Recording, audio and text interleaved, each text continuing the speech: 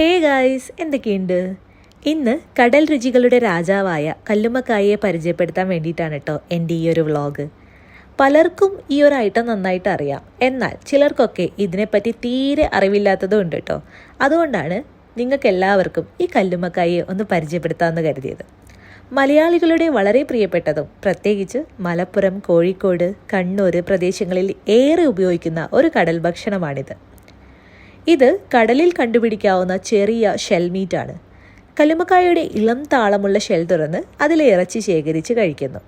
ഇത് പ്രോട്ടീനിൽ സമ്പന്നവും fat കുറവുള്ളതും omega 3 fatty acid ഉൾപ്പെടെ പോഷകങ്ങളാൽ സമൃദ്ധവുമാണ്.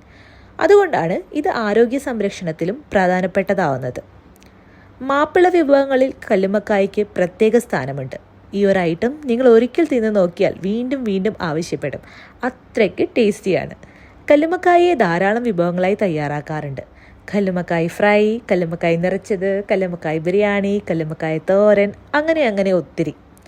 കല്ലുമ്മക്കായ പാകം ചെയ്യുമ്പോൾ ആദ്യം കഴുകി വൃത്തിയാക്കി തിളപ്പിച്ച് ഷെല്ല് തുറക്കുന്നു. അതിനുശേഷം അതിലെ ഇറച്ചി വേർതിരിച്ച് മുളക് പൊടിയും മഞ്ഞൾപ്പൊടിയും ഉപ്പും കറിവേപ്പിലയും ഇഞ്ചി വെളുത്തുള്ളിയും ഒക്കെ പേസ്റ്റാക്കി അതിലോട്ട് ആഡ് ചെയ്ത് വറുക്കുന്നു. അപ്പോഴുണ്ടാകുന്ന ഒരു സുഗന്ധമുണ്ട് കേട്ടോ, അത് വേറെ ലെവലാണ്. ഇത്തവണ നാട്ടിൽ പോയപ്പോൾ കല്ലുമ്മക്കായ കഴിക്കണമെന്ന് എനിക്ക് നിർബന്ധമായിരുന്നു കേട്ടോ. എൻ്റെ ഹസ്ബൻഡ് സുജിയേട്ടനാണെങ്കിൽ ഈ കല്ലുമ്മക്കായ അത്ര പരിചയമില്ല. തൃശ്ശൂർ ഭാഗത്തൊന്നും ഇത് തീരെ ഇല്ലെന്നാണ് പുള്ളി പറയുന്നത്. പുള്ളി കഴിച്ചിട്ടുമില്ല. അപ്പോൾ ആദ്യമായിട്ടാണ് കേട്ടോ പുള്ളി കണ്ണൂർ വന്നതിന് ശേഷം ഈ ഒരു ഐറ്റം ട്രൈ ചെയ്യുന്നത്. അപ്പോൾ ഉണ്ടാക്കുന്നത് മുതൽ ഞങ്ങളുടെ കൂടെ തന്നെ ഉണ്ടായിരുന്നു. ആളിങ്ങനെ നോയിക്കൊണ്ട് നിൽക്കുകയായിരുന്നു.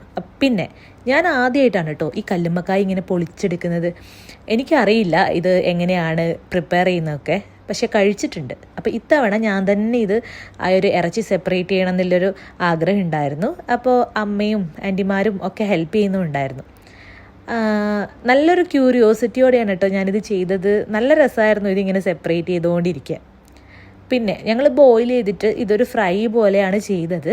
അപ്പോൾ ബോയിൽ ചെയ്തതിന് ശേഷം ഈ ഒരു ഇറച്ചിയൊക്കെ സെപ്പറേറ്റ് ചെയ്ത് അതിലോട്ട് മഞ്ഞൾപ്പൊടിയും ഉപ്പും മുളക് പൊടിയും ഇച്ചിരി മസാലപ്പൊടിയൊക്കെ ചേർത്ത് നന്നായിട്ട് മിക്സ് ചെയ്തിട്ട് നല്ല വെളിച്ചെണ്ണയിൽ അങ്ങ് ഫ്രൈ ചെയ്തെടുത്തു. ഭയങ്കര ടേസ്റ്റിയാണ് കേട്ടോ. കാണുമ്പോൾ തന്നെ വായിന്ന് വെള്ളം ഊറുന്നില്ലേ. അത്രയും നല്ല അടിപൊളി ടേസ്റ്റി ആയിട്ടുള്ളൊരു വിഭവമാണ്. അപ്പോൾ എന്തായാലും ട്രൈ ചെയ്ത് നോക്കുക. കണ്ണൂരോ അല്ലെങ്കിൽ ആ ഒരു ഏരിയാസിലൊക്കെ പോയി കഴിഞ്ഞാൽ എപ്പോഴും ഈ ഒരു ഐറ്റം കിട്ടും കേട്ടോ.